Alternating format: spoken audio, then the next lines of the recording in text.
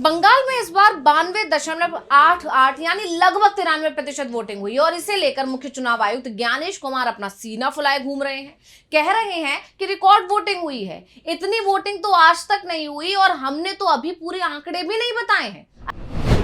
असली आंकड़े तो हम 4 मई को बताएंगे और वो 93% से ज्यादा होंगे, शायद 95% भी हो सकते हैं। लेकिन क्या हकीकत में बंगाल में इस बार रिकॉर्ड वोटिंग के पीछे चुनाव आयोग है या फिर उसके आंकड़ों की बाजीगरी का काम है? ये सवाल इसलिए उठ रहे हैं क्योंकि पहली बार बंगाल में डर के माहौल में वोटिंग कराई गई। लोगों में इस बात का डर था कि अगर वोट नहीं डाला तो उनका नाम वोटर लिस्ट से कट जाएगा और फिर एनआरसी कराई जाएगी जिसमें उन्हें बांग्लादेशी बता दिया जाएगा, डिटेंशन सेंटर में भेज दिया जाएगा और शायद यही कारण है कि बंगाल में इस बार अच्छी वोटिंग हुई। लेकिन 93 या 95% के जिस आंकड़े की बात चुनाव आयोग की तरफ से हो रही है उस पर अब बड़ा खुलासा हुआ है, क्योंकि हकीकत में वोटिंग में मामूली अंतर आया है, लेकिन चुनाव आयोग के डेटा की हेराफेरी ने इसे कुछ और ही बना दिया है। तो इसी पर आज हम अपनी स्पेशल रिपोर्ट में करने जा रहे हैं बात कि कैसे चुनाव आयोग एक बार फिर गिरता जा रहा है और कैसे चुनाव आयोग का जो डेटा है उसकी पोल खुल गई है। नमस्कार, मैं हूं अंशिता।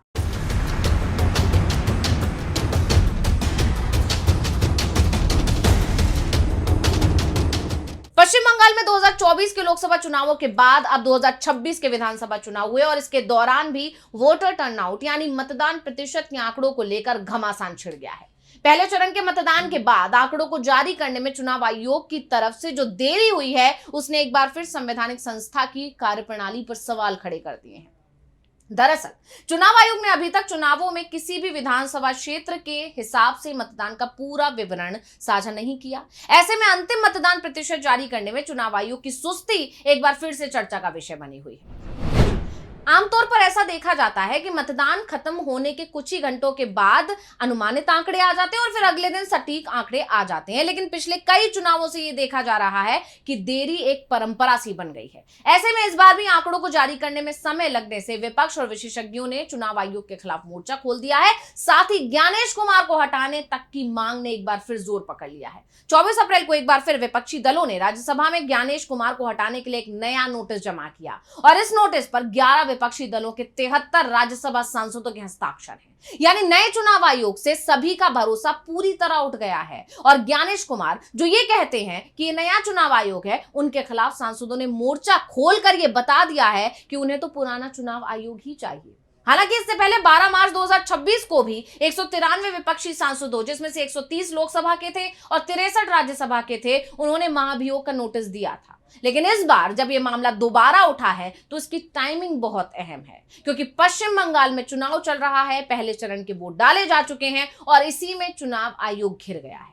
दरअसल चुनाव आयोग की प्रेस रिलीज नागरिकों को ईसीआई के मोबाइल ऐप की ओर निर्देशित करती है, जहां जिलेवार और विधानसभा क्षेत्र के अनुसार अनुमानित मतदान प्रतिशत देखा जा सकता है। लेकिन ऐप पर भी अभी तक सही आंकड़े यानी हर विधानसभा सीट पर कितने लोगों ने वोट डाला ये शेयर नहीं किया गया है। ऐप पर ऐसा कोई मतदाता संख्या के आंकड़े भी उपलब्ध नहीं है जिनसे क्षेत्रीय या जनसांख्यिकीय अंतर और मतदान के पैटर्न का विश्लेषण किया जा सके और इसी के चलते अब चुनाव आयोग पर बंगाल चुनाव में बड़े हेरफेर के आरोप लग रहे हैं। इसी को लेकर पूर्व मुख्य चुनाव आयुक्त हैं एसवाई कुरैशी और तृणमूल कांग्रेस के सांसद हैं साकेत गोखले, इसके अलावा डेरेक ओब्रायन, उन्होंने इस प्रक्रिया पर गंभीर सवाल उठाए हैं। सबसे पहले बात पूर्व मुख्य चुनाव आयुक्त एसवाई कुरैशी की कर लेते हैं। उन्होंने कुछ पोस्टों में पश्चिम बंगाल में जो उच्च मतदान प्रतिशत हुआ है उसके कारण को समझाने की कोशिश की है। आपको बता दें कि बंगाल में लगभग 92.88% मतदान के आंकड़े पर उन्होंने कहा, लोग 92% के रिकॉर्ड मतदान पर तरह तरह के अनुमान लगा रहे हैं। अगर 70 लाख यानी 7 मिलियन मतदाताओं के नाम सूची से नहीं हटाए गए होते तो यह आंकड़ा लगभग 83% ही रहता। पूर्व मुख्य चुनाव आयुक्त एसवाई कुरैशी ने इस देरी को गैर जिम्मेदाराना करार दिया है। कुरैशी का कहना है कि आज के डिजिटल युग में चुनाव आयोग के पास हर बूथ से रियल टाइम डेटा आता है। पीठासीन अधिकारी को केवल रजिस्टर की आखिरी लाइन देखनी होती है कि कितने वोट पड़े।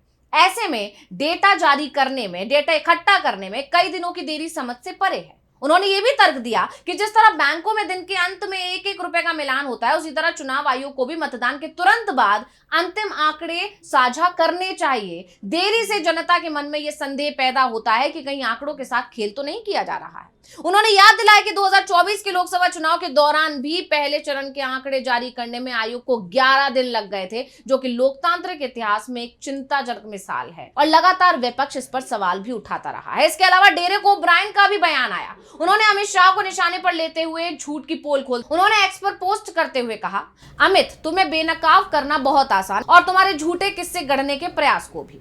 उन्होंने आगे लिखा, पहले चरण के बारे में भाजपा के दुष्प्रचार को बेनकाब करने वाले ठोस आंकड़े यहां दिए गए हैं। 2026 में डाले गए कुल वोटों की संख्या 2021 की तुलना में कम हो गई। इसको ऐसे समझिए, सबसे पहले आइए 2021 के चुनावों के आंकड़ों पर एक नजर डालते हैं, जिसमें कुल मतदाता 3,67,00,000, मतदान प्रतिशत रहा था 84% और कुल डाले गए वोट थे 3,10,00,000। अब SIR के बाद यानी 2026 में जब मतदान हुआ है, उस समय मतदाताओं की संख्या रह गई 3,33,00,000। तो 2026 के पहले चरण में मतदान के आंकड़ों पर अगर नजर डालें तो कुल मतदाता 3,33,00,000, मतदान प्रतिशत हो गया 92.70% और कुल डाले गए वोट रह गए 3,09,00,000। इसका मतलब है यानी 2021 की तुलना में 2026 में ज्यादा मतदान होने के बावजूद कुल डाले गए वोटों की संख्या वास्तव में कम हो गई। यानी प्रतिशत तो बढ़ा लेकिन वोट कम डाले गए। 2021 में कुल 3,10,00,000 वोट डाले गए थे और 2026 में कुल 3,09,00,000 वोट ही डाले गए हैं। इसलिए 2021 की तुलना में 2026 में डाले गए कुल वोटों में वास्तव में 83,674 वोटों की कमी आई है। तो 2026 और 2021 में डाले गए वोटों के बीच का अंतर बहुत कम है और 2021 के 83.98% की तुलना में 2026 में 92.70% का ज्यादा मतदान प्रतिशत पूरी तरह से SIR के बाद मतदाताओं की कुल संख्या में कमी के कारण ही है। तो 4 मई के दोपहर का इंतजार है। डेरेक ओब्रायन के अलावा टीएमसी सांसद साकेत गोखले ने भी इस मुद्दे को स्पेशल इंटेंसिव रिवीजन और मतदाता सूची से नामों को हटाए जाने की प्रक्रिया से जोड़कर और ज्यादा गंभीर बना दिया। उनके सवाल सीधे तौर पर चुनाव आयोग की मंशा पर है। एक्स पर साकेत गोखले लिखते हैं, SIR के बाद पूरे बंगाल में हटाए गए नामों की कुल संख्या 90 लाख है। तो कल रात चुनाव आयोग के जारी किए गए डेटा के मुताबिक पहले चरण की 152 सीटों से SIR के बाद सिर्फ 18 लाख नाम हटाए गए।